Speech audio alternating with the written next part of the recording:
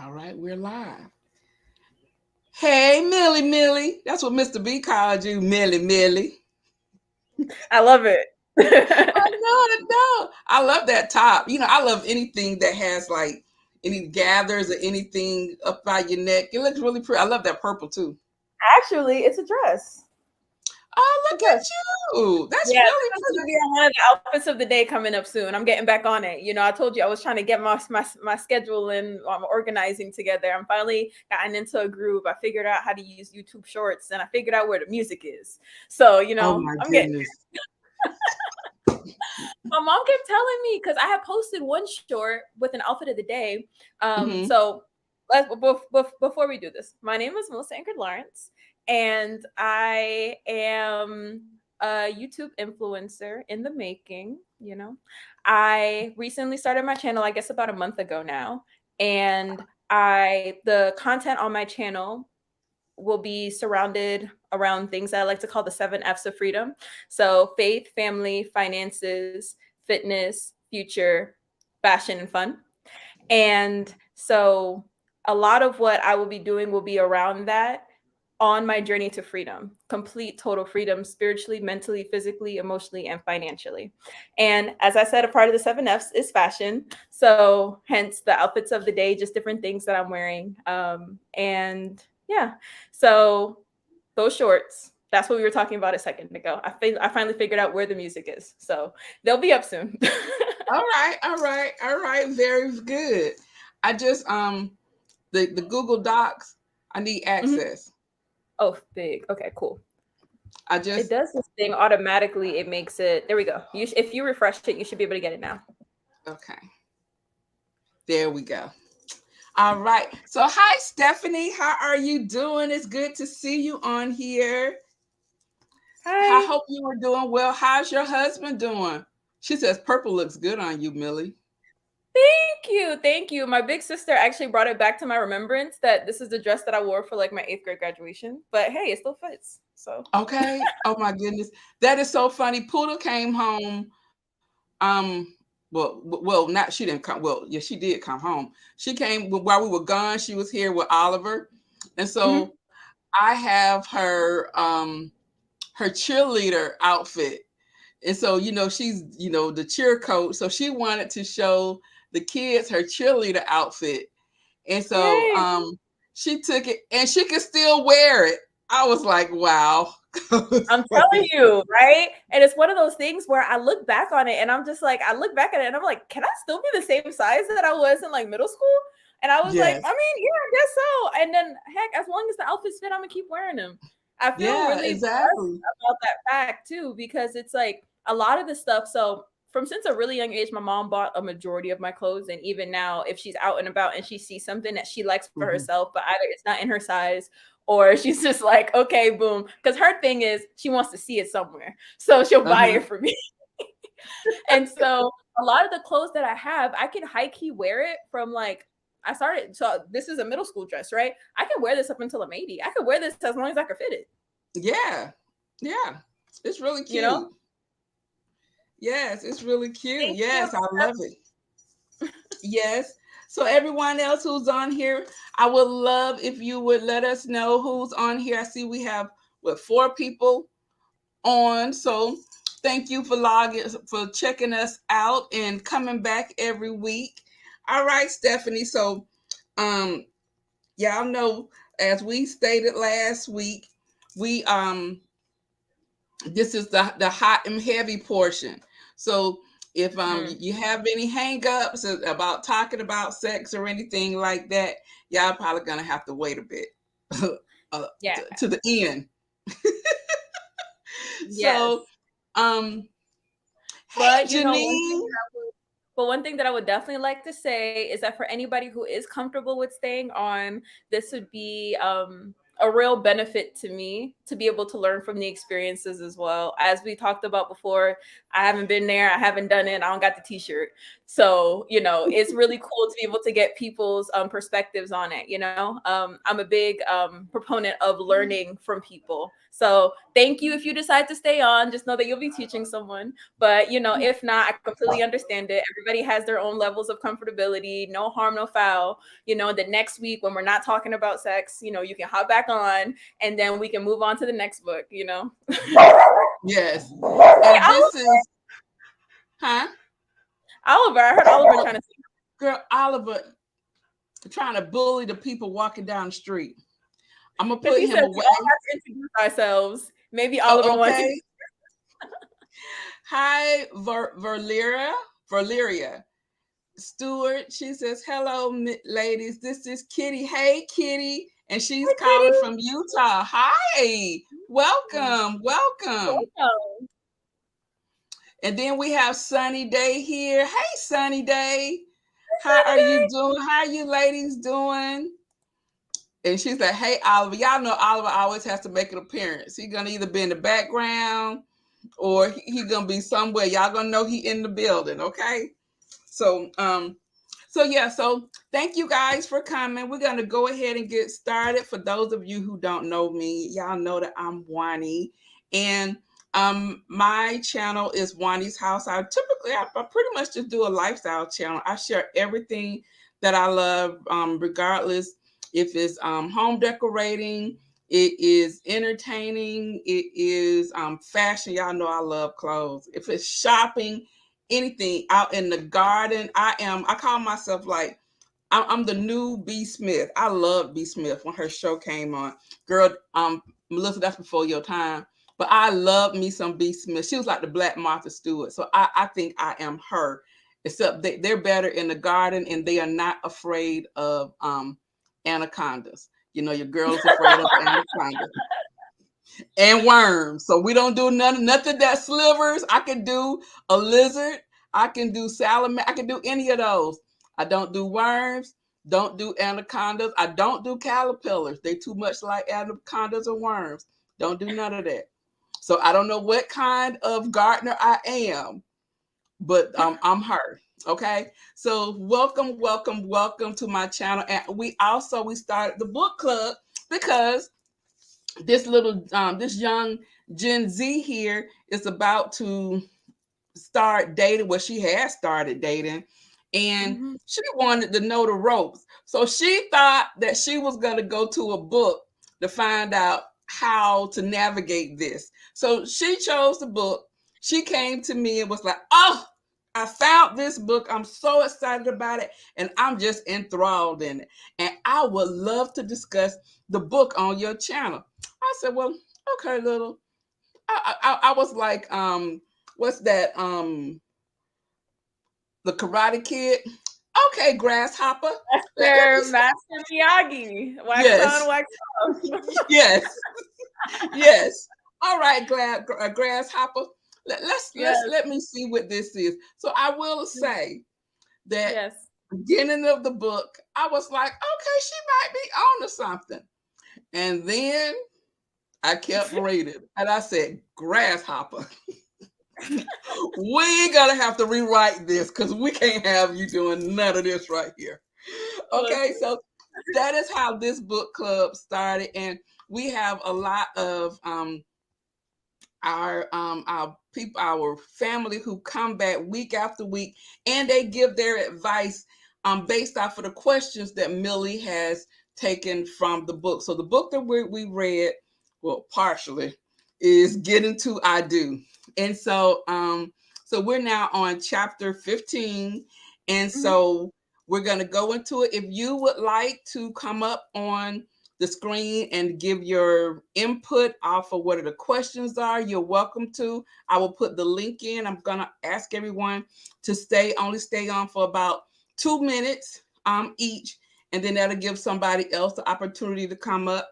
And because our book club became so long, we're kind of cutting it down to an hour. So it's 7:10, so around 8:10 is when we'll be wrapping it up. So we see how much we can get done in the next hour. So that's it for now. That's all of my spiel. So Millie, you want to go ahead and get started? But before we get started, we had some people who came into the room. Oh, she said she told the ladies online I was watching about. Okay. Thank you. You said my name right the first time. Oh, I did. We're Valera. good. Thank you, Valera. I'm well from the ATL. We know Sunny Day is from the ATL. And we have Al here. Hello, Yeah. Al. And Miss Al. And Janine said, hit the like button. Yes, please hit the like button. All right. So go ahead, Melissa.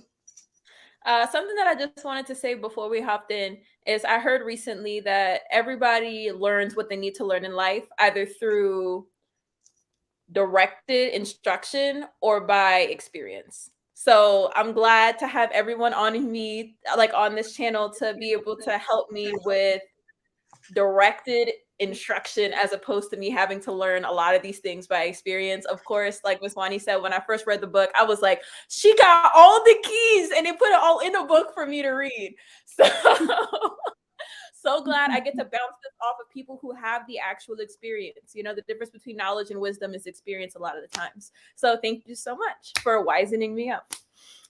So chapter 15 is the one where we talk about so the name of the chapter of that book is called How to Have Sex and Make It Well. I believe that's what it is. But the section that we left on just before we came here was male sexual dysfunction, specifically seminal retention, impotence, and premature ejaculation. Yes, we're hopping right in. No shallow zone. We're hopping right into the deep end. So, according to the author, the exercise that she described last week, which was to foster and create a nice, sensual, opening, calm, comfortable environment, follows this week as well to be able to help your man if he's having issues with any of these problems. So she said that it also works if your man has a problem with premature ejaculation or impotence. Male sexual dysfunction may be physical or it might have a psychological base. Next, she follows up to talk about the fact that based on her work as a family counselor, as a marriage and family counselor, she has found that seminal retention usually comes from a desire to control their orgasm deliberately in order to extend their sexual activity longer, thus enjoying themselves and the pleasure they can give others. And some others suffer from psychological dysfunctional seminal retention or the inability to achieve an erection and give their partner pleasure, but cannot let go of themselves enough to achieve orgasm. Psychologists have suggested that this not uncommon problem is based on a fear of being vulnerable. You can help your partner that appears to be suffering from an inability to achieve an orgasm greatly enhance your lovemaking by an attitude of acceptance and unconditional love. So when she was speaking about all of this, it just kind of got me thinking, would somebody's ability to not be vulnerable your responsibility to then coach them through lovemaking? Because in this, it was saying that because of his inability to be vulnerable and not wanting to commit, that you can help him do that by creating an attitude of acceptance and unconditional love. Shouldn't that have been something that somebody worked on before they got with someone else? Yes, and probably by then you would have known that they couldn't do anything. So you probably wouldn't have been in that situation anyway. I mean, I don't know. For me, as I said, the goal is to not do it until my wedding night. So I probably won't know until then. Yes, and then what? And then what do you do? And then we go to counsel. Oh So my again, like goodness. my decision to save myself was for me, you know, just because I know the way that I'm built and the way that, you know, that whole thing works for me. So, you know, for me, yeah, it is a gamble. Honestly, it's a gamble. It's a gamble. But then again, you know, everything in life is. So Okay. Al said, this question cracks me up. like, you guys get where I'm going with this? Because when I was reading it, the author made it seem like it's something that you should be doing to help them feel more comfortable being vulnerable, when it technically should have been something that I feel like they should have been worked on. I don't know. So basically, you're gonna create that mood. You're gonna put out the, what did she say? Put out the wine. Have the Luther Vandross playing in the background. You're gonna have all the fruit, huh? The Yes. candles. Don't talk. Yeah, she said don't talk because sometimes communication ruins the experience. Yes. communicate non-verbally. Yes. So you're gonna do all of that. He's gonna come in the room, see all of that, knowing that okay, this is what she think is about to go down. And because he gets so excited, he can't do anything. What you gonna do? Go to Okay, so counseling. the first time, you're like, oh, it's just your nerves. It's okay. It's all right. But then you do it again. What you gonna do? But I feel like, okay, so I feel like just because I'm saving myself from marriage doesn't mean that I won't be asking the right questions. And but then again, people lie. I don't know. I'm thinking Yes, now. because you don't know. You don't know.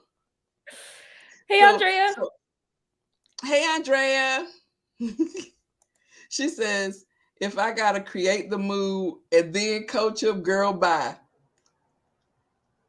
Because that's what I'm Yeah. saying. You've done all of that. It's Yeah. still Yeah. so. Like I said, I think this author, she puts a lot of the responsibility On the on woman. the female. Yeah. Yes, she does. She does. Now there are certain things that I think yes we control. Like I said, we control who we're gonna be with, who we're not gonna be with. We know way before they know that what is about to go down. But um all of this right here, and so pretty much, so if nothing happens, pretty much she's saying it's your fault. So that means your strawberries weren't sweet enough. He liked dark chocolate, but you got semi-sweet. I mean, you got milk chocolate. So what? Oh goodness. Uh, you know what I just thought of might have been my saving grace. What? Because I'm young, impotence and stuff like that is usually something that people deal with a bit later down. How you So, figure? He could have played baseball and had a baseball injury. oh, then we would have definitely gotten to that in our conversation. I How think you deep how in you conversation. figure? So, How do you figure you would ever get on to the conversation talking about sex?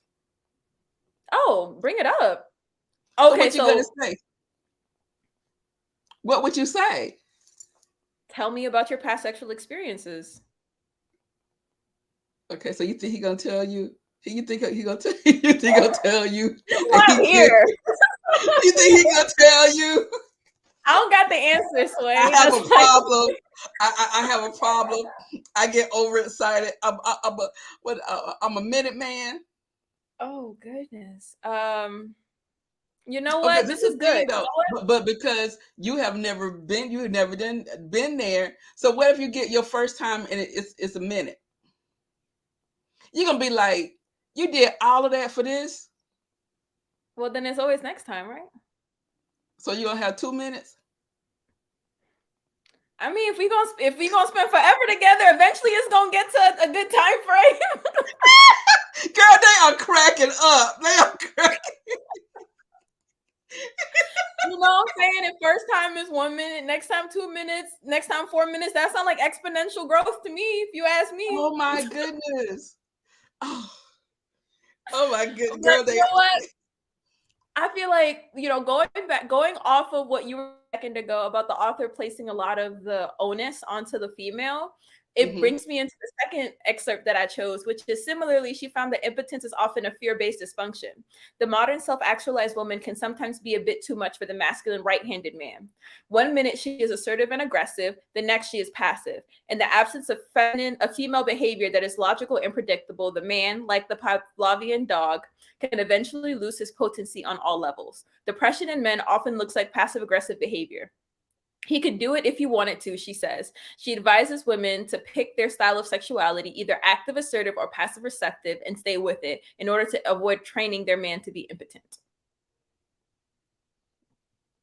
This is what I was going back to with the author kind of putting a lot of the responsibility on the woman, especially during this part. I was like, this is a lot of what? Don't get me wrong, like the first couple chapters of this book, and this is the thing, right? I'm Uh-huh. learning about this book similar to relationships. You got to read the Mhm. whole thing. So when I first Please. started reading this book, I think I was in chapter like 5 or 6, and I was like, Miss White, this book is amazing. You were.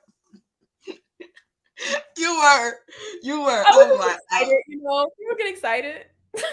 Yes, you were so excited. I was like, okay, let's do But you this. know what this book is teaching me though? You got to wait it out the whole time and really don't assume anything. Let him tell you everything. Yes, Let him tell you about himself and then allow his actions and his patterns to back it up. yes. And one thing that I can't, I don't know about what she's saying, but I do feel like sometimes, um, um, there could be instances where men masturbate too much, and then as they get older, because they always trying to find a quick release, and so I think they can kind of train their bodies to like ejaculate quicker, and so Mhm. I believe that can also play a role. But then you have people say that when a person is not sexually active, and then the first time, okay, yeah, that might be quick, but then after Mhm. that, you kind of get a flow. But just the 1 minute, you're gonna get tired of those 1, 2, 3 minutes. She says, run me a warm bath, put on some music, light me a candle, grab a goodie bag. Good night, bro. She said, good night, bro. She said, good night, She bro. said, deuces. Deuces. Melissa, so Al said, Melissa, I love your naivete. In the words of Regina Bell, experience is the best teacher. Yes. Oh But see, goodness. Yeah, but guess what this is my fear for Millie, Melissa, goodie bag with the cord. Okay. Okay, so we're gonna have to we're gonna have to train her about that later. We have to start with young grasshopper slowly. Yes, Mr. Miyagi. Yes. Yes, Mrs. Miyagi.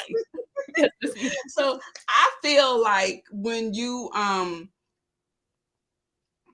my fear is that because I've known so many ladies, young girls, when they had their first experience, it was awful. It wasn't what they thought it was gonna be. It was just awful. But because you haven't had anything, you want to know what if it's awful or not, right? So Yeah. whatever your experience is, that's gonna be your experience. But if it's awful, that's how you're gonna view it. I feel like the difference is I'm somebody who is in tune with how I'm feeling. So it's like I feel like I feel like it's both a blessing and a curse that I don't have experience. It's a Mm-hmm. blessing because it's kind of like having macaroni and cheese for the first time or something like that, or That's having not crazy. macaroni and cheese That's because crazy. I'm lactose intolerant. Let me see, what's a good one? It's kind of like having saltfish sauce for the first time. It's a really good Caribbean dish. Salted saltfish. You have, tomatoes, onions. It's kind of like a ceviche, right? It's really good. But then again, because you've never had it before, Mm-hmm. you're like, whoa, this is fire, right? And the cool Mm-hmm. thing is, then from there on, the two people kind of get to create the experience together for themselves. Mm-hmm. Now the downside is, okay, let's put it like this. A lot of the guys that I've met are not virgins. So, You you would know, hope they know what they're doing, but I you would could run up hope. on. Because then again, then I gotta look at some of these people they've been playing with. How you let him get away with this for this long? I'm like, show me a little black book. Let me call all these women and ask them, how did they let you get away with this for this long? Okay. That's the real Oh my question. goodness. If you're out here in these streets, how come these streets didn't tell you this? Um, But the so streets the could next, have. oh The dang, streets could have told her. He didn't relay the message. you ever heard of Rape My Professor? Yes. Also, they have that too. No, but I'm thinking that might be Oh. a nice resource for somebody. You know what I'm saying? Oh my. You know, That is you're too like, funny. rape this I man was who like, oh killed my him. god, they have that. I remember. Okay, wait. Al says, but what if you have it for the first time and the other person can't cook? Now what? Do you want to try it again from the same cook? Very good analogy, Al. But then again, right? If we're gonna follow the same cooking metaphor, people become good at anything through practice. So with practice, things can get better. Okay, y'all. So look, what if Again, right? Andre's like, that's crazy. Okay, y'all. So But what think about about what? it, right? LeBron James didn't come out the womb knowing how to play professional basketball. Okay, And yes, then think they about it, practice, I'm but not even some going to be things. amazing either. The, Sonny says one and done. Okay. Sonny said you only get one chance. You better show out. You better show out. Listen, and then you know what? They do have the what you call it. What's a annulment? You know, some people like be like, listen, it didn't happen, so that's an annulment at that point. Oh my goodness. Y'all are funny. Y'all are funny. So all right. So we just have to pray that Yes. is good. You know, we're gonna leave it in the hands. You know what I'm saying? I'm honoring myself and I'm honoring God with this decision, and I'm praying that He gonna honor me too. You know what I'm saying? We're gonna keep it like that, straight like that. It's just, you know, I just know the way that, just speaking personally, I just know the way that my heart is set up and the vision that I have for my future. Anything other than the course of direction that I'm on right now will slow me up. And I've seen, now granted, I've seen a lot of the bad elements of it. I'm sure there's a lot of people whose experiences in doing that have worked out for them. I just know that a lot of the damage and the trauma that I've seen on a lot of people as a result of bad sexual experiences, for me, that stove is way too, you know what I'm saying? It's kind of like, rest your hand on this stove top. Is it hot or not? No. Oh my gosh. Yeah. See, Stephanie said her first time sucked. And I've heard that before. I actually know someone who did also save themselves for marriage, and just like similar situation. But it was like it was horrible because like she was just like, you know, like it just wasn't working out mechanically because, you know, she had never done anything before. So as well, so it was like, you know, it took a couple tries for it to actually happen because of just her not having the experience or anything like that. And then, you know, yeah. So, you know, there's going to be patience on both sides. There's going to have to be patience on both sides. You know, nobody's going to expect me on my wedding night to be out here, you know, 5-star, you know, backflips and all that kind of stuff. So, you know, it's just, you know. Yeah. I just don't want you to have like false visions. That's all. Because you won't have, you have nothing to compare it with. And then you just end up with a sorry screw. You know what I mean? But you don't know the difference. Yeah. So, yeah. So, okay, let's go to the next one. I'm not trying to convince you to do nothing. I'm just I saying. feel like, you know, I just want you to be level-headed. Yes. And that's why I'm here, right? This is why I'm here. Right. Okay. The next one, the last male sexual dysfunction she covers is premature ejaculation. In cases where there is no medical complication, sometimes a man suffers from premature ejaculation when he is selfish and doesn't care about a woman's need to be made love to affectionately. I call this malady deficient affectionate lovemaking. But sometimes premature ejaculation on the part of a man can be traced directly to actions of his woman. For example, when a woman is being hypocritical, i.e., don't touch me that way, don't mess my hair, I hope you can hold off this time until I'm satisfied, he will be too tense to enjoy lovemaking and will get to his orgasm as quickly as possible. Her suggestion is that if your man gets extremely excited and ejaculates fast, make love again for your pleasure. Creativity eliminates problems. Yeah.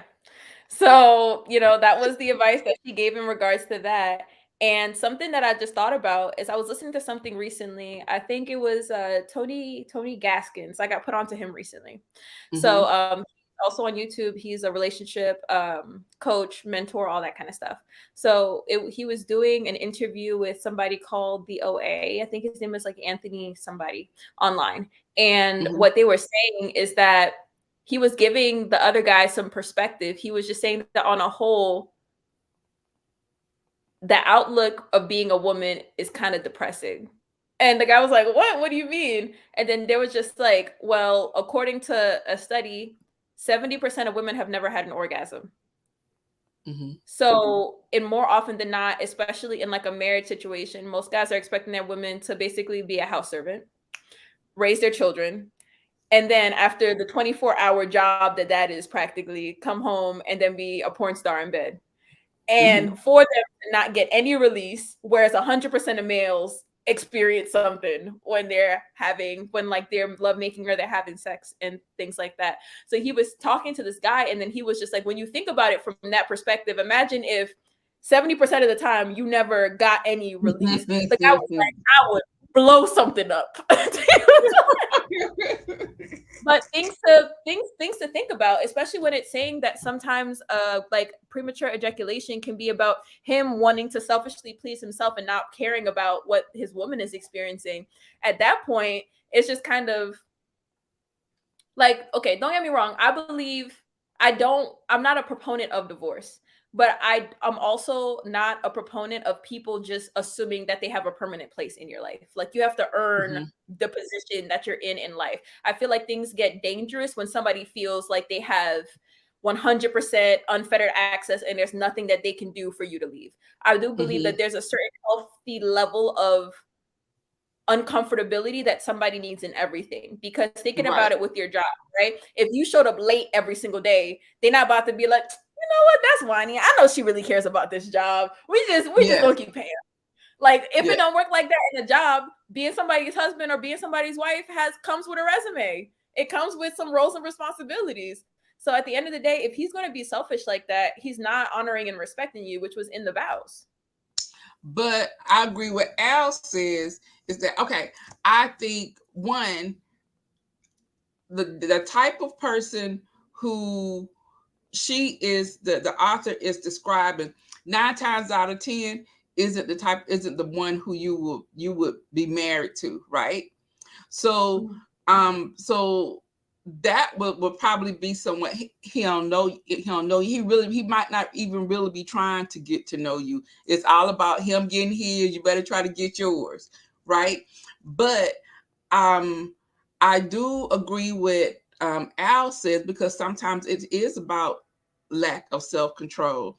They just get overly excited, and some people are just, I mean, that's just it. They just might be a minute, 3 minutes tops. You better, we on the timer here, you better try to catch up. So but I don't believe it's my responsibility. He need to count chickens in his head. 100, two 103. I don't know what it is, but I don't believe there are sometimes you have people who are selfish lovers, and it's not premature ejaculation, like I said. It's just about them getting theirs, and they don't see you that way. That's, that's not what this is. So so to me, I don't think she's talking about two different people, because I don't see anyone being in a relationship and that is what you get all the time. That's big facts. I feel like something else that Al's comment, it's got two different thoughts going in my mind. So the first Mm-hmm. thought is this, that it goes back to the whole just like abstinence thing. And more often, and I feel like something that just dropped in my spirit was that if this person can't control themselves in their single period, how are they going to control themselves in marriage? Because when you put on a ring, other women don't just stop becoming attractive to you. So it's like, if somebody has a hard time maintaining their sexual, if they have a hard time controlling themselves in their single period, how then can I trust them when we're married? Because But we're not always going to be able to be around each other all the time. So if it's one of those situations where it's like they get an urge and they just have to do something, what am I expecting then in marriage if they can't control themselves in their single period? Like, at least I know for me, the person that I marry is going to be able to trust me, because, not saying that, like they're going to be able to trust me because, I was able to do that. Does that make sense? So I guess in my mind as well, when it comes to that person, not saying that I would automatically disqualify a guy if he wasn't a virgin or anything like that, because people have their mm-hmm. own experiences. But it's one of those things where something that I would be looking for, especially in our dating period, is whether or not he's out here messing with other women. Because if he's But messing with other women, yeah, continue. no, The control, Al is not talking about like that type of control. She's talking about control Okay. as to controlling his pace as far as sex, in the act. That's the type of control, not temptation outside of that. So the Okay. control, it's a mental thing. It's a mental Okay. thing for them to learn how to control themselves so that they won't ejaculate. So that's the type of Oh, control that she is speaking of. well, my mind went that way, but Okay. now we got back on track. But my question then, as far as control is concerned, is like a lack of control in one area is not an isolated incident. So it's like the way you do one thing is the way that you do everything. So if I notice that this person is impatient in almost every aspect of their lives, why would I expect them to be any different in lovemaking? Like if they can't delay gratification, if I notice that they have an issue delaying gratification in their normal lives, would that not also translate to sex? Or No, what they don't have anything to do with each other. you think? No. That because a person can be very attentive. He can be, he can give you compliments. He can be great in all other areas, but that is an area where he's lacking. And sometimes he might overcompensate because he knows that's the area that he lacks.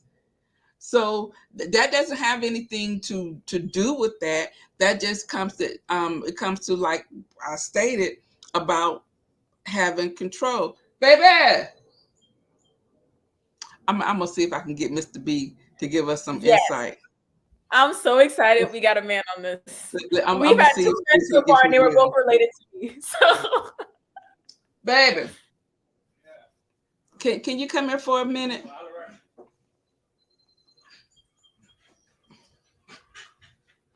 What? We giving Millie. We talking about this book, right? And it's thank you, Ray.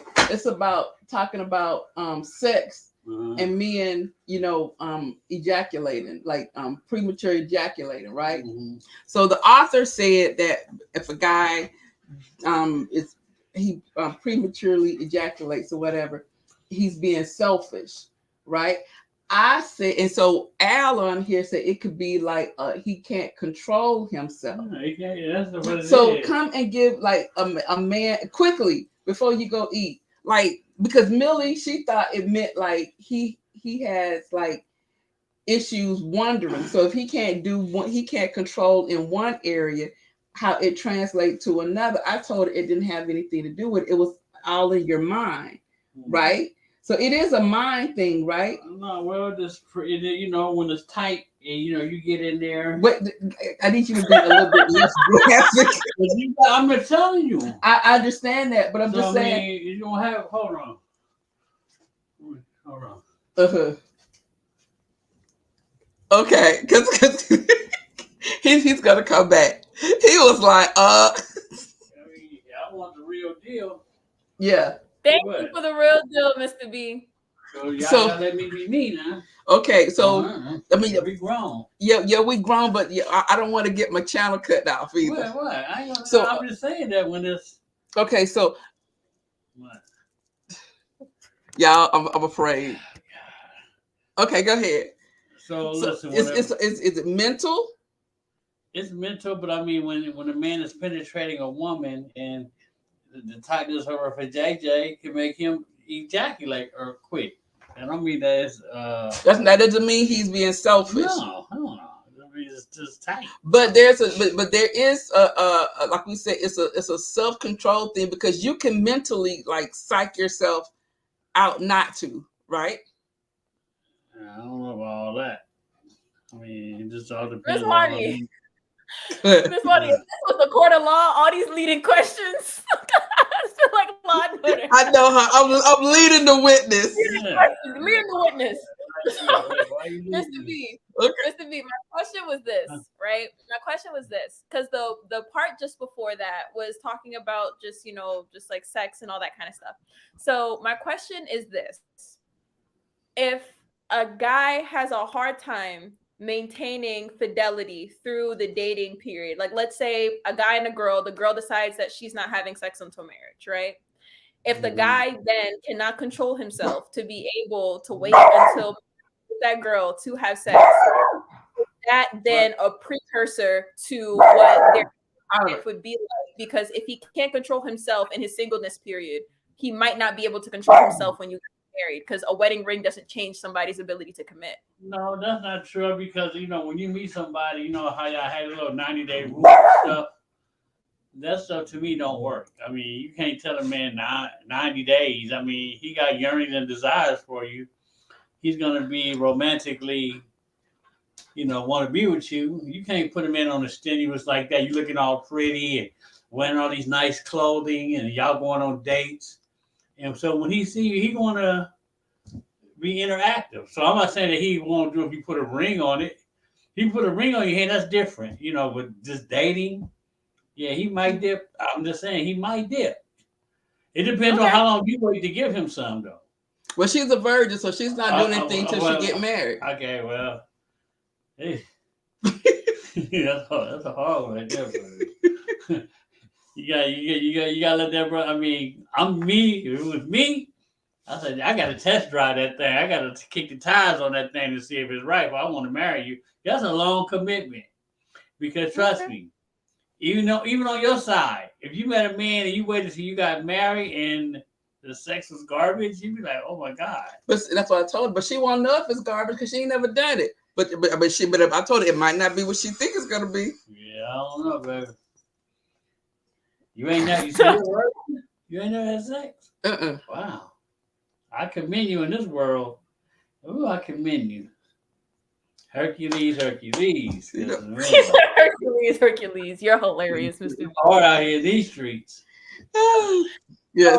Oh, so that's what you that's what you have to say. That's all the questions. Oh, wait, you're asking him or me? No, you have anything else you want to ask him? Anything else? Oh goodness, well I got him. It's all gone. I might have to call y'all later. Because I got all the questions that I have as far as the book are concerned are here. I didn't think of all the other ones. Oh well, you know he'll be around for the other ones, because this one right here, he's overprotective of the girls. And I love how he shoots it straight. He came through. You was trying to censor the man. I get you, because we're not trying to get kicked off YouTube. But he was just like, and he just went straight forward. I was like, thank you for the honesty and the candor. Oh my goodness, because you know how he can be in real person, in real life.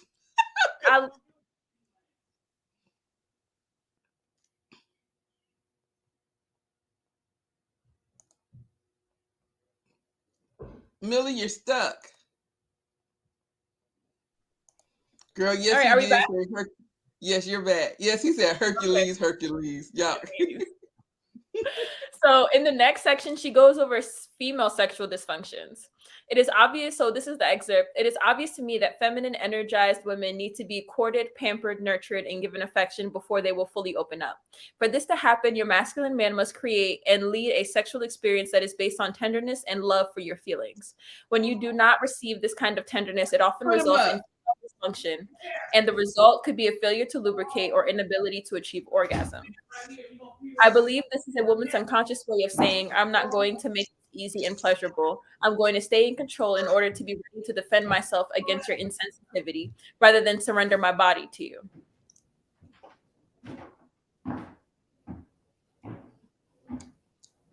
So based on all of this, it's interesting how the section for the man, she had about like 3.5 pages about all this stuff for the men. For women, it was 2 paragraphs. So according to this, I mean, based on previous conversations and everything involved, everything that she was saying up until this point, courted, pampered, nurtured, and all of that, you believe that it's a conscious thing on a woman's perspective to be like, or on a woman's part to be like, I'm not going to surrender myself to you, but then why have sex then? You know what I'm saying? I'm sitting there, I'm like, why lay down if you don't think that this is somebody that you want to open up to sexually? Yeah. Sounds very dope. I don't know if that's female sexual dysfunction. I don't. Once again, there are times when you don't want you. Okay, normally there are times. So for all of us heathens out here, there may have been times when I just wanted to get mine. I knew I didn't like you like that or whatever. I may have had an interest, but I kind of knew it wasn't gonna go nowhere or whatever. Mm. But I just but I don't care. But then there could have been a time also. I'm trying to think where, because there have been times where I didn't, I'm like, I don't like him. What case in point, Mr. B. I ain't like him. Mm. Huh? You know how I ain't want to date him like that. How you Listen, you gonna about to tell me make this I man ain't have know what I on this want? camera. You about to make this man. This about to be the Mr. B book club. You keep Okay, playing around. I didn't know what I wanted. But he wore me down. So That's you mischievously looking over your shoulder. is he coming back in here? Wait. So do you think that more often than not, I wonder what I want to ask the women in the chat, were you immediately attracted to your husband before you married them? Good question. Good question. So I put the chat, I put the link in if you guys want to come up. That's a very good question. Were you immediately attracted? Were you immediately attracted to your mate? It wasn't that I wasn't attracted to him. It was that I didn't want to be in a relationship. So in my head, I was just like, I ain't looking for that. But like, but he was persistent, big time. So Janine said yes. Okay. Al said absolutely. Okay. Okay. Sunny Day, Stephanie.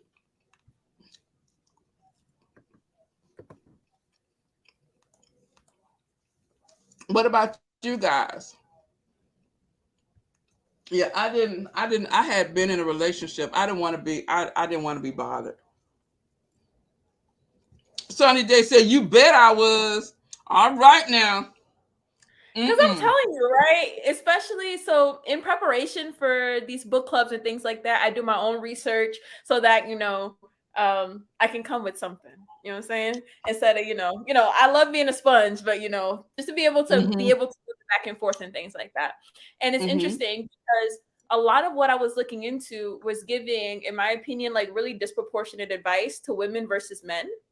Like for women, it was like, sometimes, y'all expectations is a little too high. The type of guy that all of y'all want is the same type of guy. And he's only 10% of the population. So you guys can't all have him and all that kind of stuff. But then when it comes to men, it was like, yeah, you have to be sexually attracted to her. If you're not sexually attracted to her, do not date her. But for women, it's just like, if he's a 6, it's all right. Yeah. You can't get everything you want. So I'm sitting there and I'm just like, so what? Is it just an expectation for a woman to not be physically attracted to the guy? Because I heard somebody say too that women have this little blinder thing that happens after orgasm where like after that, like the guy will somehow become so much more attractive. So is that a thing? Yes, because you're like, oh wow, okay, he looking a little bit better now. But because they were saying on the first date he's a 4.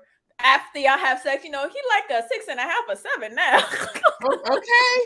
Okay, and then all of a sudden you're like, oh my goodness, nobody better not look at him. That's my boo. And that's what they say. It's interesting. And you know what? Now I know it's real because you were telling, like, you're able to tell me this too. So I'm just like, okay. Because because I'm not gonna lie, like the way that I've been doing the dating apps, I think personally I'm gonna get off of Bumble just because of just the way that it's set up. Like I have to be the one to like the person first in message in order for us to have a conversation. And I'm just like, so that's how so it puts you in control. It puts me in control because I guess on most dating apps, a lot of women just get bombarded by a lot of guys and just unsolicited messages. That way, you give permission to who's allowed to approach you. Mm-hmm. So maybe to a certain extent, it's a bit more like the real world in the way that you guys were saying, to where you give a guy permission to approach you, as opposed to just any guy just coming out of nowhere. I mean, I guess most guys can just come out of nowhere if they feel like it, but yeah. So in that one, the way, because you can pay to see who all liked you. So I'm Mm-hmm. not paying for that. I just decided I'm not about to pay for it. But Yeah. I decided already I wasn't about to pay for it. But the way that I navigate, especially on like Facebook dating, is I'll see who likes me, and then I'll just swipe right on the guys that I'm attracted to. So I guess when I heard that, I'm just like, am I cutting out some probably really good guys just because I'm not attracted to them? Or should attraction be something that I'm, you know what I'm saying? Like, how high on the scale of things that you're looking for in a mate was attractiveness of that mate to you when you were going through your process? Okay. So stop it. You have to have some type of attraction to the person. I know I did, but I will say I dated a guy. He was not. I didn't find him attractive at all. Physically, just looking at him, he wasn't. But if I tell you, he genuinely had the best personality. He really went out of his way for me. He was like, he was real genuinely in tune to what it was that I wanted, what it was that I needed, all of that. But so that made him attractive to me because he was like vested into me and what I like. And so I like that part. I love that part about him. But looking at him outwardly, not so much, right? But when he dressed up, oh my, he looked like a totally different person. So I think some things people can kind of grow on you simply by the way that they make you feel. Like I stated, that was another one. He had to beg me several times to go out, and I was like, I don't like you. And then he was like, well, can we just go out as friends? And I was like, yeah, we can go out as friends. But after we went out as friends, we were just simply like friends and just listen to him, like the things that we would talk about and the things that I would do, anything that I wanted to do, he would like, okay, I'll do it. Let's go. You want to go to that concert? We'll do it. And then I started like doing things, when he would do stuff, I would just go just to support, but I was supporting as a friend. But the more I got to see how he interacted with other people and how other people responded to him, it kind of made me, I was like, you know what? You got a little swag about you. I like that. So certain things people can grow on you. Okay. Oh, thank you, Andrea. There we go. But you're not just attracted to them physically. It may be the conversation. Exactly. Now, how well he listens and so forth. Attraction for me is a combination of things. Yes, I agree. Okay. But then I guess, so my follow-up is, how high is attractiveness on your list of non-negotiables? Or how high was attractiveness on your list? Because, some people are like, okay, I want this, I want that, I want this, I want that, I want this. How high was attractiveness on that list? In my 20s, it was up there. It was like 9.5.99. As I got older, I'll probably say when maybe like 26, I was like, I kind of, my views about things kind of changed because in my head, y'all, I was almost 30. I was really about to be old. So I was like, I need to start thinking more adult like or whatever. So I think for me, as I got older, especially like in my 30s, my late 20s, I still had parameters, but as far as the looks and things like that, that was like pretty much outdated because I started going based off of how people made me feel. Because you can look good and be a butthole and treat me like trash, because you think everybody else wants you, or you can be average, and treat me well, or you could be average and treat me like trash too. So it's still about how you made me feel. So I think as I became older, it probably came to maybe a 6. A 6 on Because a scale. yes, so because I still had to find, there had to be something attractive about you. Looks, okay, yeah, but you just couldn't be ugly. But yeah, but it had to be, there had to be something about you. Like I'm a lips person. So if you have like nice lips, so it has to be something about you. I've never heard that before. I've heard somebody who's a voice person, who's a walk person, you know what I'm saying? Like an energy person. I don't think I've ever heard of somebody being like, if your lips ain't right, it ain't right. You said the lips. Yes, it's certain lips. I don't like black marks. I don't like nothing. I just like Let nice. William tell her from the corner. Let William tell her from the corner. That's how I got my last girl. I'm like, this boy. Janine says that's why we had told you before to date different people. That's how you really found out what is right for you and your needs and your wants. I totally agree. Yes. That's why we told her to date different people. So now we're into chapter 16, how to keep a sexual relationship from turning into an obsessive addiction. The author begins by mentioning the research of Dr. James Prescott, formerly of the National Institute of Mental Health. According to his research, human beings that are deprived of being lovingly touched become adults who were fearful of being touched and were unresponsive to intimacy, whether that be physical or emotional. She later adds that by the age of 3, people decide if love is trustworthy based on the love you did or did not receive as a child. For many men and women who are phobic of love due to poor early love training, obsessive and addictive relationships with high levels of pain, it may seem like love. For people like this, support groups and therapy are necessary to finish the process of growing up into a brave adult who can face his or her fears of abandonment. One way to know if you are in an obsessive relationship is experiencing the reverse side of the original chemical attraction that brought you two together. It has been documented that when two people start to come apart, one or both partners actually suffers a physical chemical withdrawal known as love sickness. And then my question is, does any of what I describe above sound familiar to you? In the sense of, do you feel as if, or did you or somebody that experience issues connecting either physically or emotionally to people as a result of not receiving proper love growing up, or not having that proper love map created for you growing up? I didn't. I don't know anyone that I could relate that to. Okay. She said, did you have any issues connecting emotionally with people that you were dating when you were single? Me? Yes. Oh.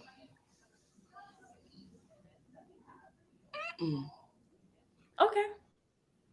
No, not that I can think of. Okay. Well, I know, speaking for myself, I know this is something that Holy Spirit has been working with me on. I feel like so growing up, I had a speech impediment, like a very serious speech impediment, like couldn't put together words, speech impediment. And so one of the mechanisms that I was taught to be able to speak well is to think about what I'm saying before I say it. So I've gotten to the point where it's really fast and people can't tell that I'm thinking about and putting together the words before I do it, but it's still something that I have to do. And so with that, for me, whenever I get super emotional, it's hard for Mhm. me to do it as quickly. So speaking gets a bit more difficult. Mhm. So I know that as a result, I've learned to be able to like compartmentalize my emotions. So Mhm. I know learning to reconnect with people emotionally is something that I've had to learn to do.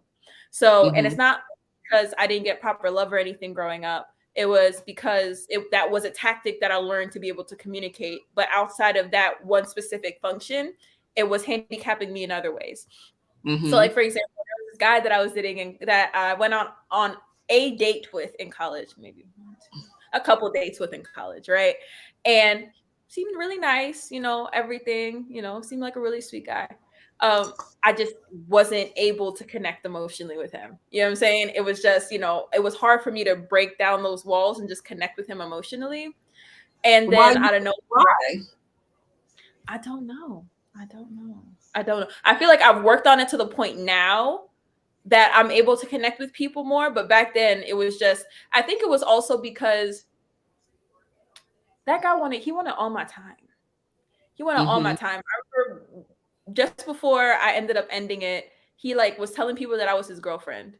And I was like, we like hung out a couple times and you never asked me to be your girlfriend. You can't just tell people that I'm your girlfriend. So I messaged him because he was trying to see me during finals while I was studying for organic chemistry.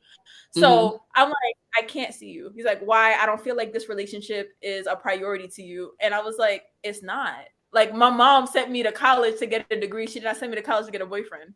My mom will Yes. smack me in the head if I come back with a man, but not a degree. You played with me. I told him I couldn't see him anymore because he wanted too much, especially at that Mhm. time. And then also I wasn't able to connect with him emotionally. So Al says that sounds normal. When my emotions become involved, I become a hot mess. uh, yeah. And I think because we are emotional people, and and we need to release, and especially we don't receive the type of feedback from another person or whatever. We can be a hot mess, and everything that we say, it comes out, but it comes out all over the place because we're everything that we felt is all trying to come out at the same time. But I have not been in a situation like that, or have experienced anything um like that. So I don't have anything to add right here. you know what? Something else that I just thought about was it wasn't until maybe 2.5 years ago that I realized that I was still working through some daddy issues. Mm-hmm. There we go, Oliver. I thank you for supporting me. So, I was gonna say I'm working through daddy issues too. so yeah, so maybe at around like 9, 10, maybe that's when my parents separated. And as my mom, I was the biggest daddy's girl. And Mm-hmm. for me, I didn't realize in retrospect, my mom let me know in retrospect that we were actually the ones who left him. He didn't leave us, which now I Mm-hmm. realize makes more sense because we weren't in the house anymore. In my Yeah. mind, he left us. I don't know. But Mm-hmm. yeah, I didn't realize until about maybe 2.5 years ago that there was things that I needed to work through in regards to my ability to connect emotionally with men. I guess Mm-hmm. maybe on a level it was the communication aspect of being able, I feel like, boom, let's put it like this. The daddy issues probably were the foundation of it, but the technique that I learned from speech therapy to be able to compartmentalize my emotions allowed it to be easier. Mm-hmm. So I think it might be a combination of the two. Mm-hmm. And the links in the chat, if anybody wants to come up and speak about any experiences that they've had learning how to reconnect emotionally, or how to all that kind of stuff. And the last thing that was mentioned was love sickness. Have we ever been lovesick? Oh, girl, no. I don't. She says So it essentially, a Miss Wani was a physical play out here. chemical Essentially, withdrawal. Miss Wani was a play out here. She said, "I caught flights, not feelings," and all of these guys.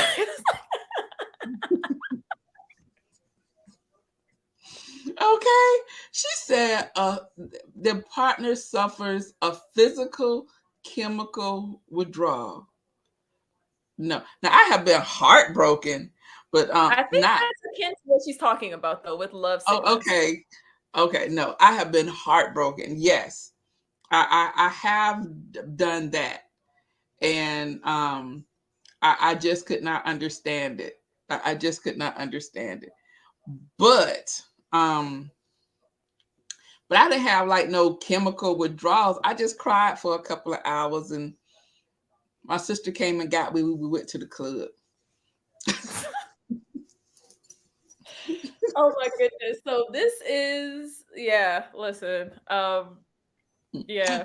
But you know what? But thinking about that now, I do love sickness. I do my sister when she had a really bad breakup, she was she was lovesick. She was that. Well, okay, yeah, I guess she was that. And so, but hers was also compounded because she had been drinking and she normally doesn't drink. And so everything just came up and came out. All of her emotions just were they were compounded with the alcohol. So have you experienced this personally? If so, what so if so what's so I don't know a solution for that. She never got back with him and she didn't need to. So that was the solution. I guess the solution is time and space, right? Exactly. That's exactly what it is.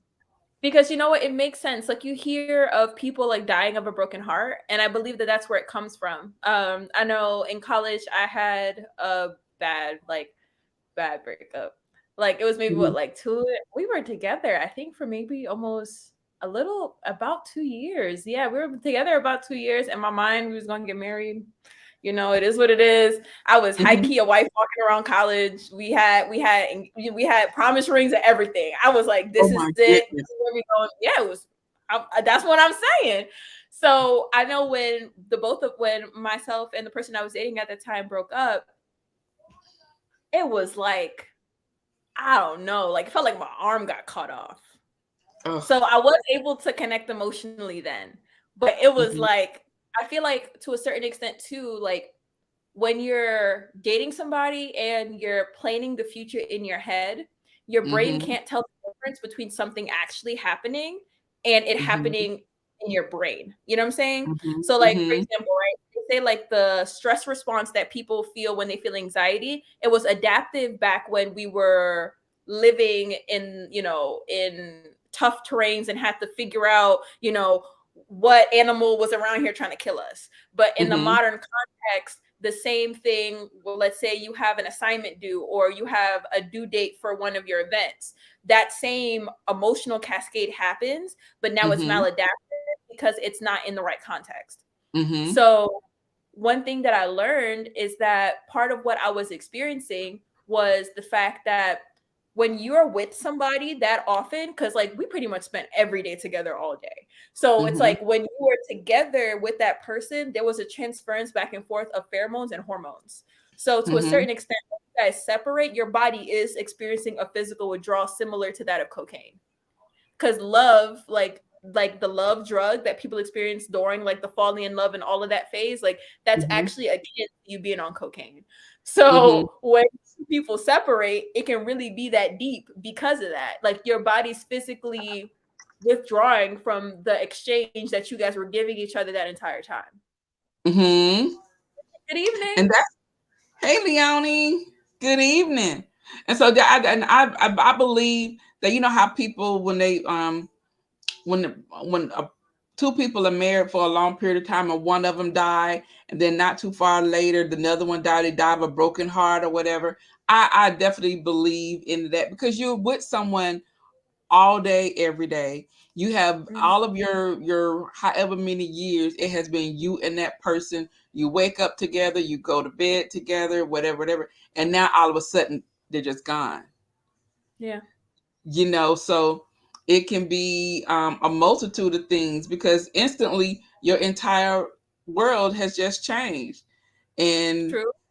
and it changed without you. You know, you wouldn't used accustomed to doing things together. I know something to add on to that, finishing the thought that I had before, was your brain can't tell the difference between something happening up here and something actually occurring in real life. So especially if you guys plan future, decided how many kids you're going to have, where you're going to live, all that kind of stuff, and now it's gone, you're grieving the death of that future that never happened.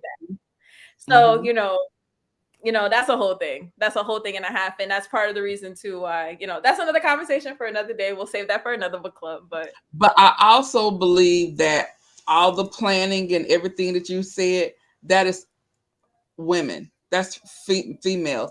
Because I don't think men, they don't think like that. They don't think ahead like that. They don't think I'm gonna be with her. I'm gonna be with her once they decide you're who I'm gonna be with. They don't think about how many kids we're gonna have. We're gonna live in this area. We're gonna do this. They don't do that. We're the ones who fantasize about what life can be with that person. I don't believe men fantasize about what life could be with us. You know what I mean?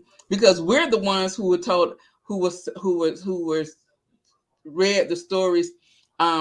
She went off with her Prince Charming and they lived happily ever after. Happily ever after is however you create it up in your head.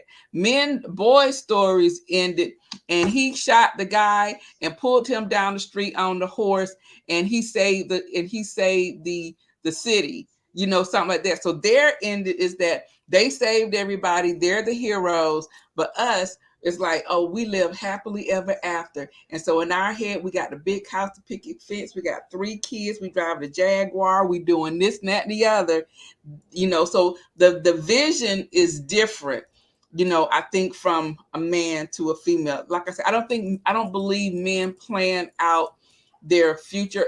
And I believe, like their marriages or their relationships. I tend to think that most men are they plan as they go. You know what I mean? They kind of as it goes, they kind of adjust and they pivot to the left, pivot to the right. We're the ones on the other side. We're thinking long term down the way. Because Mr. B and I used to argue about that all the time because I would be the one. We need to plan for this. We need to do this. And for January, I'm already planning for June. And he was like, well, damn, what if I don't make it until June? What if something happens? He said, well, let's talk about the day. And I was like, dude, but what if you do? We need to have this planned. So, they kind of live like day by day.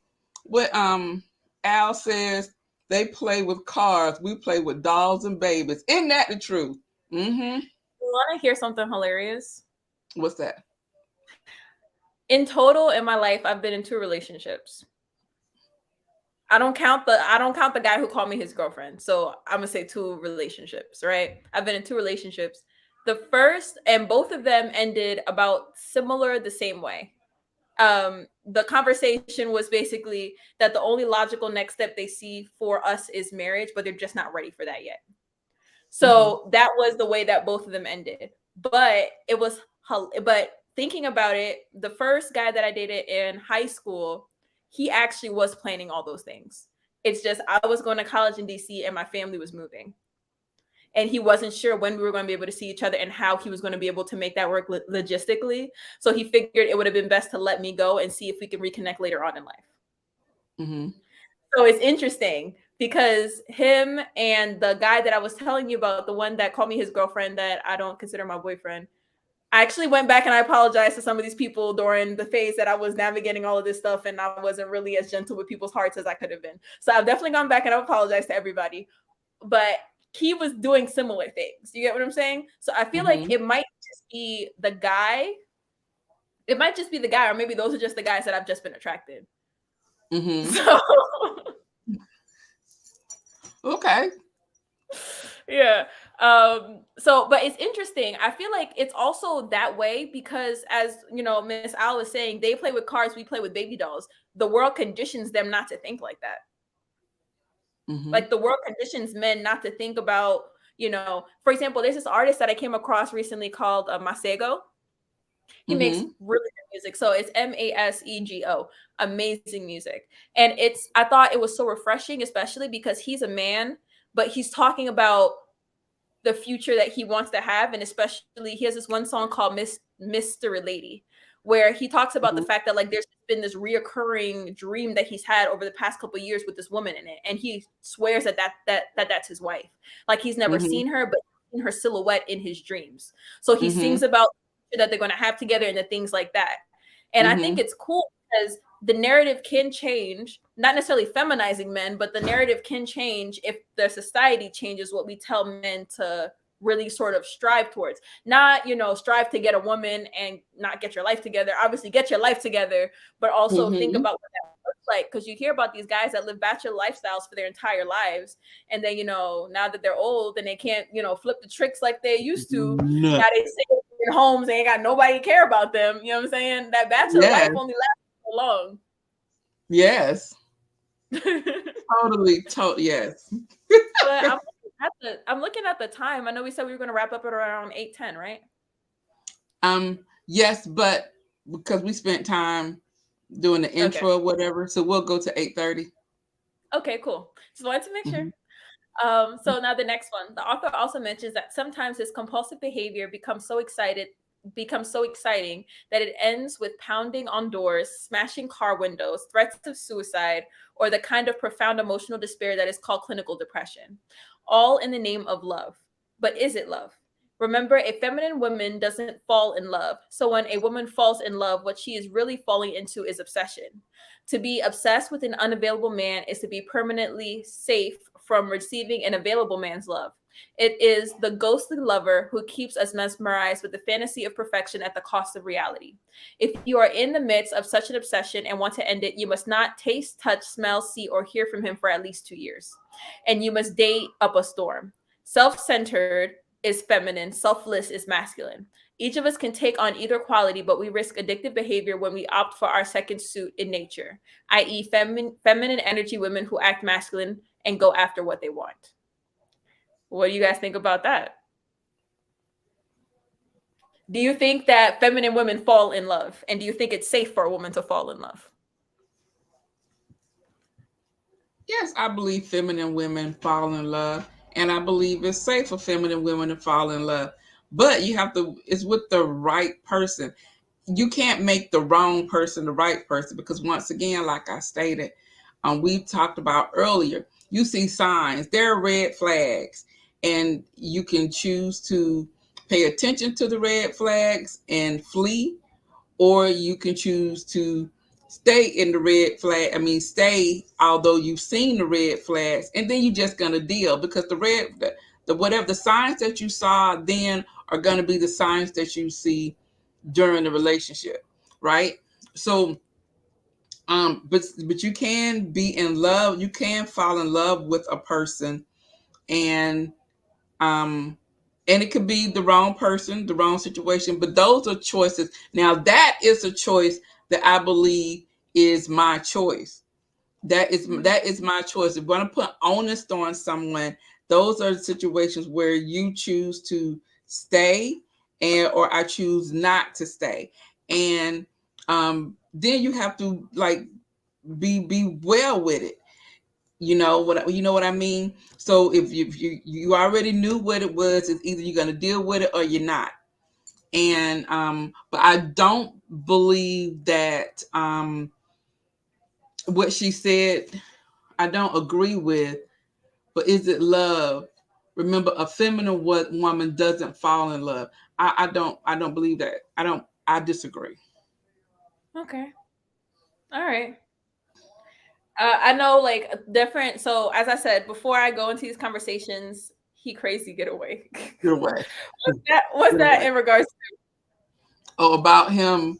I think it's about him smashing the car windows and threats of suicide. Yeah, he crazy.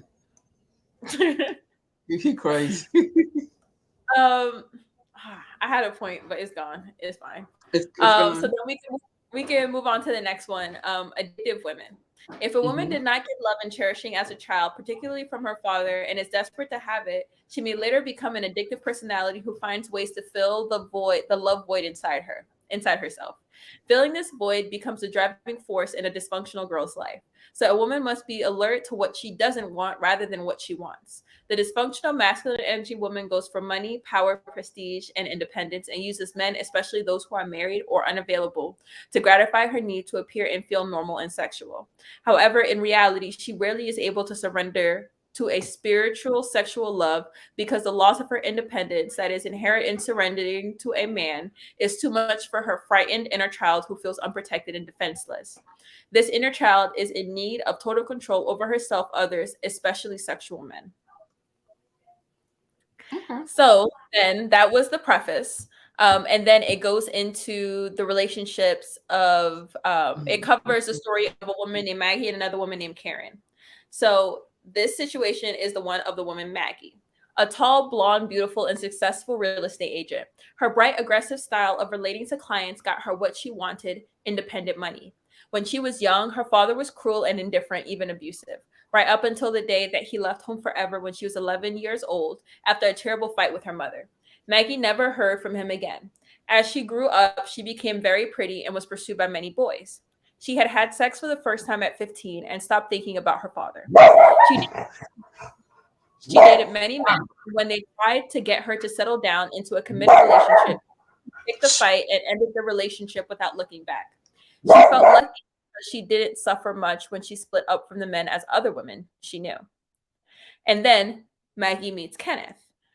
Kenneth is a real estate broker, and I'm just going to summarize this. So Kenneth is a real estate broker. He and Maggie start dating. The thing is, Kenneth is married. So Maggie felt more comfortable being in a sexual relationship with Kenneth because he was unavailable, essentially. And she was comfortable being with him because there was no real risk of her getting her feelings hurt. And eventually, he starts talking about leaving his wife and being with her, and he separates. He actually leaves his household to try to get with her. And then as soon as she figures that out, she's just like, I want none of this. So she starts pushing back, starting unnecessary fights. And now he breaks up with her. After he breaks up with her, she's heartbroken. And she's just like, what happened here? I can usually get in and out with no problems. And so that motivated her to get to know the author. And the solution was that the agony drove her to work with the author. There, she heard the story of the Amazon woman who is trapped in her independent head and cannot sexually open up to an available man. She loves to be with many men or one man as long as he is unavailable, as Kenneth was. She was advised to join a support group and begin journaling. During this process, she healed from her daddy issues and is happily married and expecting a child. The author ends by saying it's never too late for a happy childhood. So in this instance, you're seeing a woman who, due to pain or hurt in her past, has become emotionally unavailable, and then as a result, she only dates emotionally unavailable men as well. That's the only place she feels comfortable. Have you ever? I mean, Miss Wani was a player from the Himalayas, so she ain't got no problems with this. But for everybody else, have you had any experiences, or do you know anybody similar to this who has only found themselves comfortable dating emotionally unavailable people? Okay, so what if you have a single parent household? How do you navigate what you want and don't want from men without a male example? And according to the author, that's why a lot of women are confused. Because they didn't have a male role, they didn't have a male in the household. And so they now don't know what they want and don't want from a man. Because there's this man, R.C. Blakes. I'm not sure if you heard about him, but he's on YouTube as well. And I've watched a couple of his videos, and I know one book that he published is called The Father-Daughter Talk, which is a conversation that a father should have had with his daughter. Mm-hmm. And as a result of reading that book, he was saying that if a woman has a good upbringing with an emotionally available father and she has a good childhood experience with that father, she is more apt to choose a man who is just like her father. But if a woman has a negative experience growing up with a man, or has no experience growing up with a man, she chooses men who in her mind would be separate from that man, or would be the exact opposite. As a way to avoid being in pain like that again. So going back to what Al was saying, it's more often than not that those same women don't know what they want from a man and are more likely to end up having to learn through experience of what they want versus what they don't want. And I guess to a certain extent, you know, me sitting here right now, you know, I didn't necessarily grow up with a father. So, you know, I had uncles and things like that, but not consistently around and things. So, you know, I'm learning now through dating. So, and I have learned a lot of things through dating. I can say I have had all really great dating experiences. The first boyfriend that I had in high school, this guy was amazing. I remember one time I wanted wonton soup and he brought me wonton soup in the rain because I was sick and I wasn't feeling well. Like, I will say 100% that had he not been as committed to wanting to be my boyfriend, we probably wouldn't have been together. That's because, you know, when I was in high school, I was focused on my books. So, you know, and I feel like to a certain extent, it kind of mirrors what the author was talking about. I didn't start falling in love with him until I think maybe about a year in. Yeah, because you didn't like him like that. You didn't see him like that. I really didn't, honestly. No. You know, good guy. Don't get me wrong. Good guy. Great guy. Like the first, I will say, hands down, he set the standard. And because of the standard that he set, it allowed me to miss a lot of nonsense in college as a result. But he set a really good first example of what that is. So, yeah. So I will forever be grateful to him for that. You know, so yeah. Yes. But I feel like that's an example of a woman being self-centered and a man being the one who falls in love. Say that again. I was like, I feel like that's a really good example of a woman being self-centered and a man being because he only broke up with me because he wasn't sure if he'd have access to me anymore. Right. So, because you put the time in. Let me see. About the guy. You put the time in. That's why you fell in love, because you put the time in beforehand, you know, spending time with him, kind of getting to know him, you know. So, yeah. Because I remember when he told me he loved me for the first time, it must have been like 3 months in. He told me he loved me and I laughed. I didn't mean to like laugh at him, but I was like, you don't even know me. How you gonna tell me you love me? Yes. I'm like, I was like, you don't even know me. He was like, he looked at me like, I don't even know me. But I think part of the reason why he was like, what, is because let this man tell it. He was like you, Miss Wanda. He was playing from the Himalayas. He had there were girls who he was messing with before that in different schools before. Like he had girls in different schools.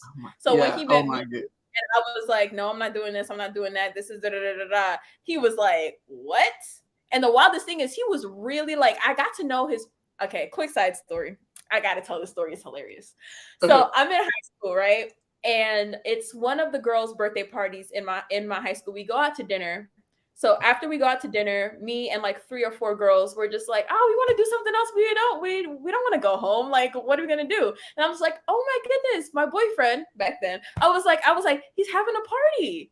And they were just like, why aren't you at the party? I was like, I don't go to parties. That's his thing. So I was like, all right. So he was having a party. His parents let him throw a little basement party. So we go through, mind you, we come back from like a nice dinner. So heels, or we're in dresses, you know, a little makeup. We thinking, you know, we cute. So we get out the car. We're coming in. As I'm walking in, mind you, this is one of these Jersey City basement parties. So basically, guys are showing up in sweatpants and girls are showing up in sweatpants to throw it back. Basically, it's, I don't know, I've never been to any one of those things before. So I go to the party and I'm there and I walk downstairs and I hear different girls like snickering. Oh, they're trying too hard. You gonna wear heels to this thing? I was like, well, I'm not trying to come to this thing. I'm just trying to say hi. So I go downstairs. And I see him dancing with a girl. Like she's dancing on him. And the girls that I'm with, they're just like, oh, Melissa, what? Oh my God, what are you gonna do? So I look over at him and I'm looking and I'm smiling because he's a really good dancer. So I'm feeling it over there. So his cousin sees me and just kind of hits him. He's like, bro, your girl's here. He goes like this. He goes like this.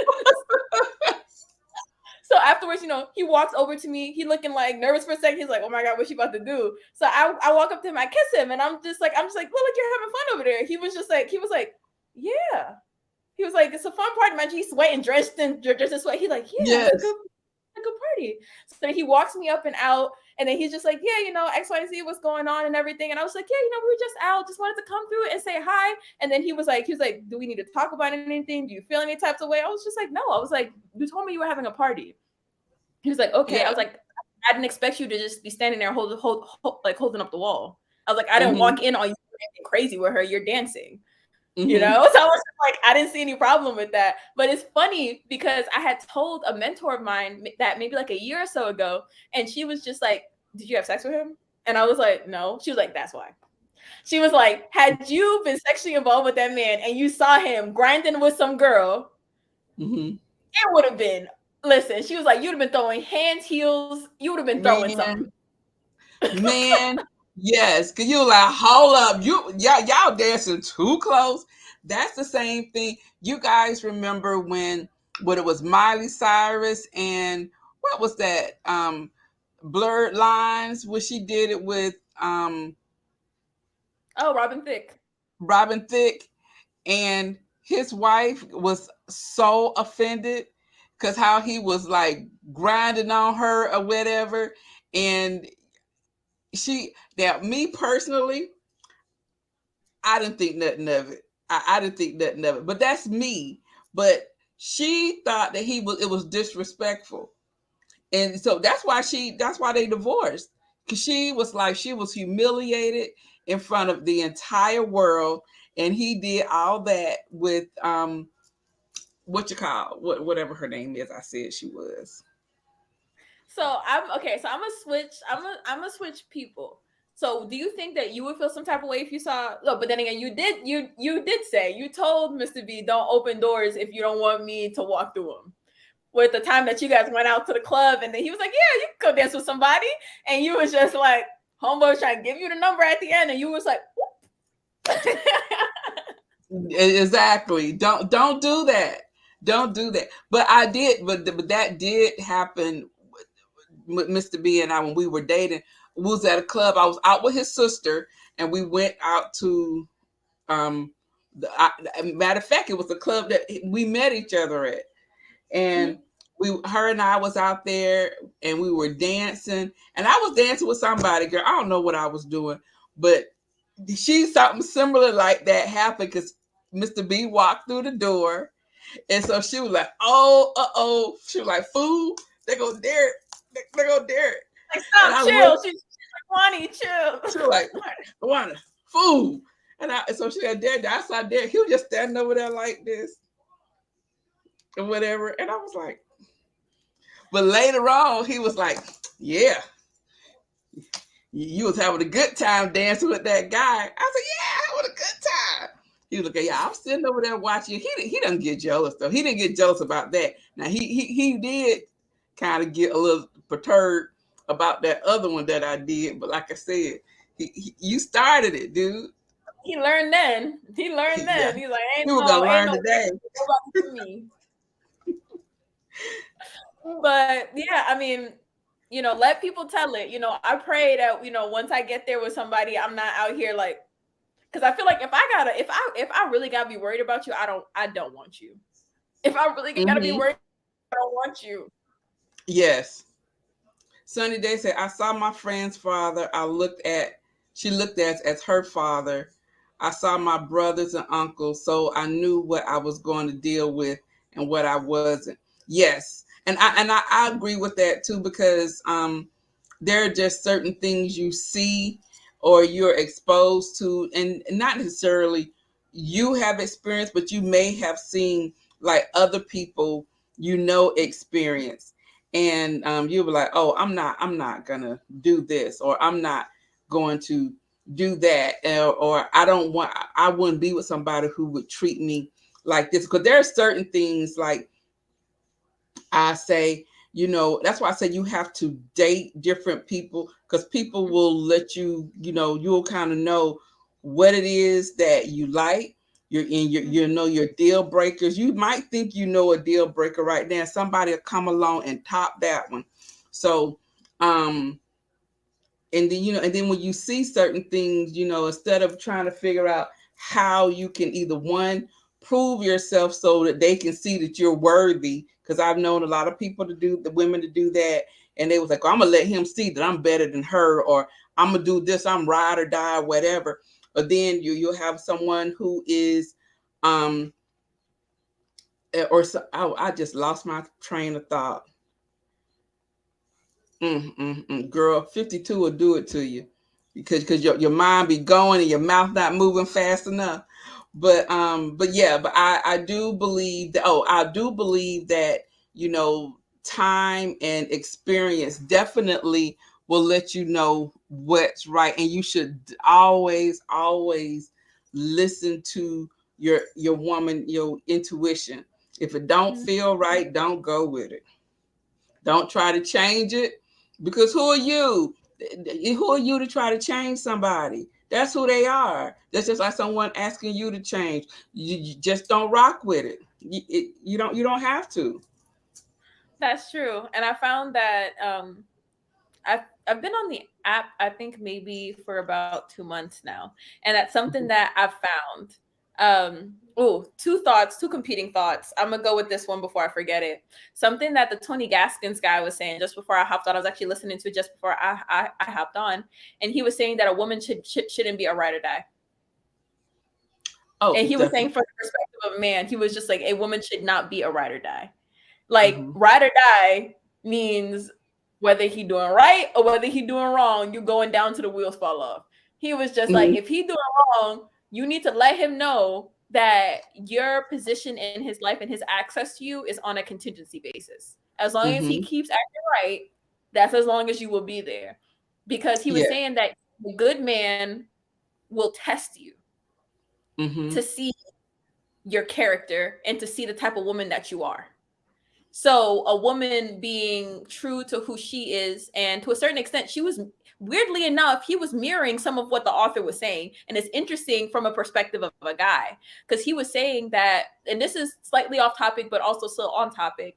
He was saying that when he was dating, what separated his wife from all the other women is that he would try them. Like, he would see how quickly he could get with them, or he would see how much they would take. And then based on how much he would determine where to place them in his life. Like, he was saying that, you know, he looked a certain way, he had light eyes, especially in the South, that there would be women who would throw themselves at him, that at the age of like 16 or 17, he had sex with a 24-year-old. Because he was just saying that, you know, apparently after, you know, he slept with the girl, she told him that she messaged him the next day and was like, so you need to tell your mama that you're moving out and that you're moving in here and that you're going to get a job at Winn-Dixie and that you're going to provide for us. And he was like, what? Oh my gosh. So I was just like, what? So this is what you gonna do. I'm like, if you feel like you gotta talk to a man like a child, you don't need to be messing with him. Yes. Oh my God, that is hilarious. That boy, 16 years old, he gonna move out. He gonna move out of his mama's house. She was like, I need you to tell your mama this. I need you to tell your mama this. Yes. And he was saying that part of the reason why he ended up choosing his wife was because of the fact that she didn't let him get away with anything. He was like, how maybe 2 or 3 dates in, he kind of hugged her and he tried to see if he could slide his hand down to grab her butt. How she grabbed him like this and dragged his hand all the way back up. Thank you. Yes. A ride or die woman is not always bad. I'm a ride or die wife, but I need to know we are going where we're going, and do we really need to die? Make it make sense first. Okay, Al said, look at here. I want to know where we going. And I told you that. We talked about that. Yeah. I need to know what the plan is. So how we getting up out of here? We're gonna rob the bank, but how we getting out? Wait, hold up. So as long as you tell me that you got a jet gassed up at the nearest airport and we going to Morocco, she was like, let's rob the bank. Let's rob the bank. I need to know the plan. You just can't say this is what we're gonna do. And I'm like, okay, so I need to know A, B, and C. So yes, I don't know, ride or die. I always have like reservation. I'm always the one, but like, yeah, I guess I am. But I need to, like I said, I need to know the roadmap. I like to think of it as ride of life, because I'm like, why we gotta die for, Janine ride of said, life. okay, Al. Okay, Al said, I got your back. I got your back. But you need to let me know how we getting up out of this. All right. Well, I guess we at 8:40. I hear Mr. B snoring again. I'm He telling left. you, I felt for the first couple times that I visited you guys, I always felt so bad because I was like, I didn't get to say bye to this man.